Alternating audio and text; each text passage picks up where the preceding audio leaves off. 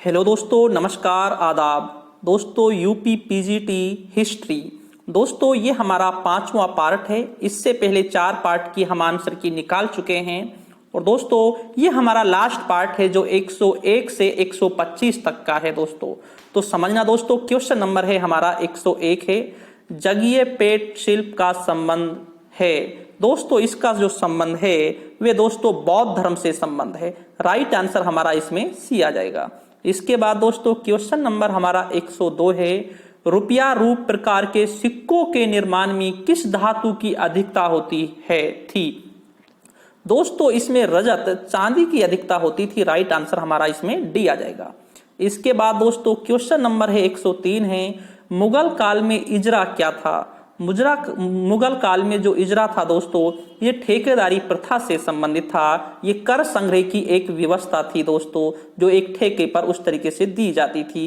Right answer इसमें B आ जाएगा। इसके बाद दोस्तों हमारा क्वेश्चन नंबर है 104 है, लेक्स लोकी अधिनियम किस वर्ष लागू किया गया। ये दोस्तों 1850 में लागू किया गया था, लेकिन दोस्तों इसे जो तैयार किया था वे 1845 में कर लिया गया था। इसके बाद दोस्तों क्वेश्चन नंबर हमारा 105 है, किसे एक संप्रदाय का प्रमुख निग्रंथ कहा जाता है। ये दोस्तों महावीर स्वामी हैं, जिन्हें हिंदू धर्म में दोस्तों धार्मिक गुरुओं को साधु कहा जाता है और जैन धर्म में दोस्तों उन्हें निग्रंथ कहा जाता है। राइट आंसर सी आ जाएगा। इसके बाद दोस्तों क्वेश्चन नंबर है 106 है, राज्यारोहण के बाद शिवाजी का प्रारंभिक अभियान किसके विरुद्ध था। दोस्तों गोलकुंडा के साथ मिलकर बीजापुर कर्नाटक पर किया था। तो राइट आंसर दोस्तों इसमें ए आ जाएगा। क्या आ जाएगा दोस्तों, ए आ जाएगा। ठीक है।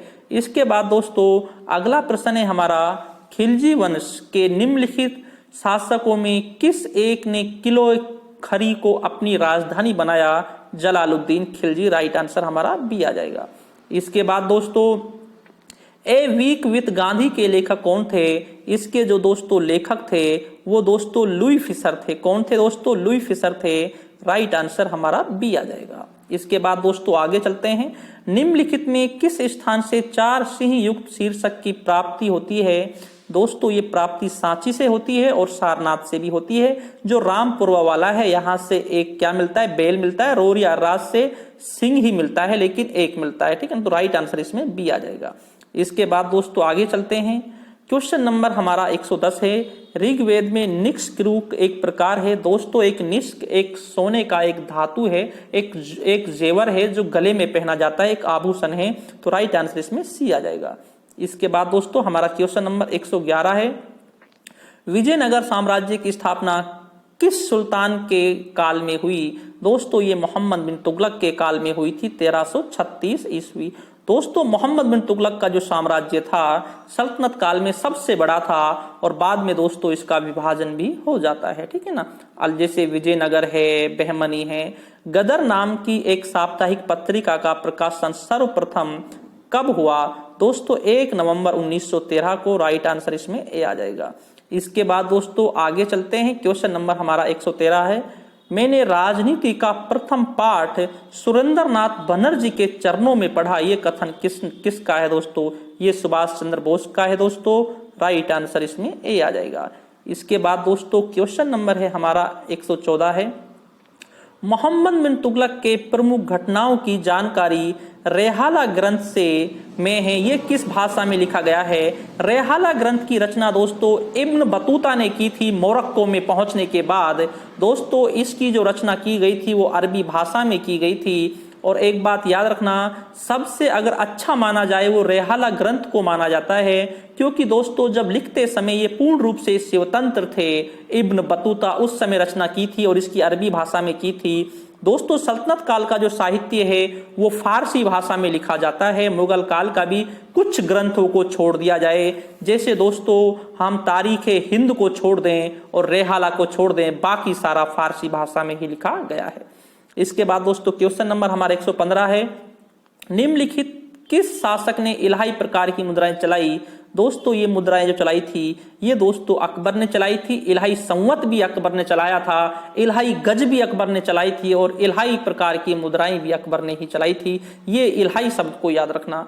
महात्मा गांधी की हत्या के समय किस समाचार पत्र ने लिखा कि वे राजनीतिज्ञों में महात्मा और महात्माओं में राजनीतिक थे?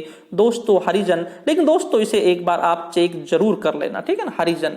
इसके बाद दोस्तों क्वेश्चन नंबर है 117 है, हुएन सांग जब अपनी देश वापस जा रहा था तब किसे सीमांत तक उसका मार्गरक्षक का कार्य दिया गया? उदिति को दिया गया था। किसको? उदिति को। राइट आंसर इसमें ए आ जाएगा।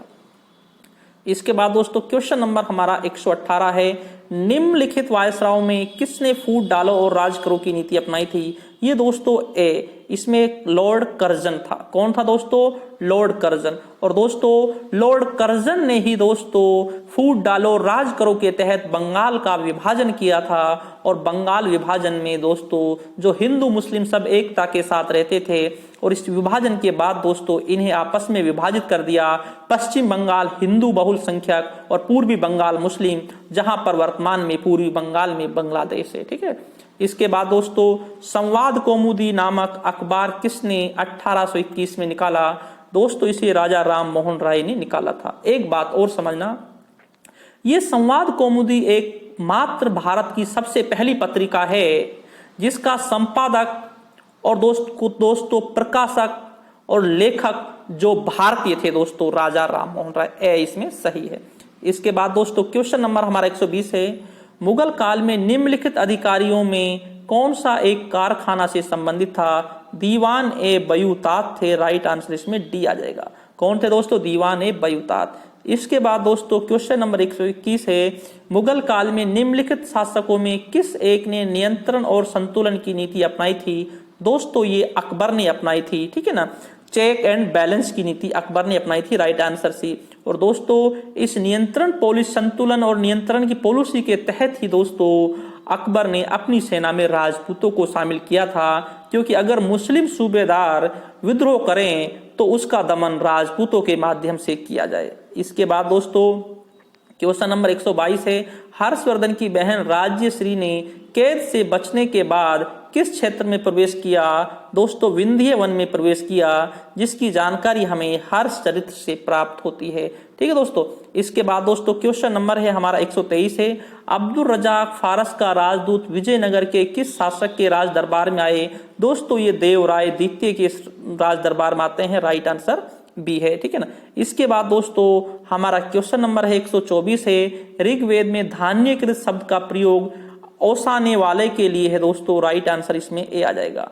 इसके बाद दोस्तों क्वेश्चन नंबर हमारा 125 है, लास्ट प्रश्न है दोस्तों, पीजीटी हिस्ट्री यूपी का लास्ट प्रश्न है दोस्तों। इसका है, सर्वप्रथम दिल्ली के किस सुल्तान को खलीफा ने नासिर अमीरुल मोमिनीन की उपाधि से नवाजा? ये दोस्तों इल्तुतमिश है, जिसे दोस्तों 1229 में नवाजा गया था।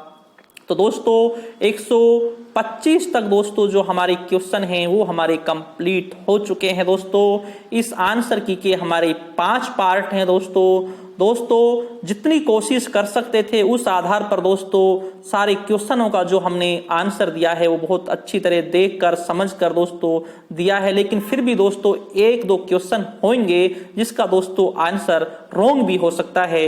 अगर दोस्तों ऐसा क्वेश्चन कोई आपको लगे या दिखाई दे तो दोस्तों आप कमेंट करके जरूर बताना। तो ठीक है दोस्तों, शुक्रिया दोस्तों, धन्यवाद।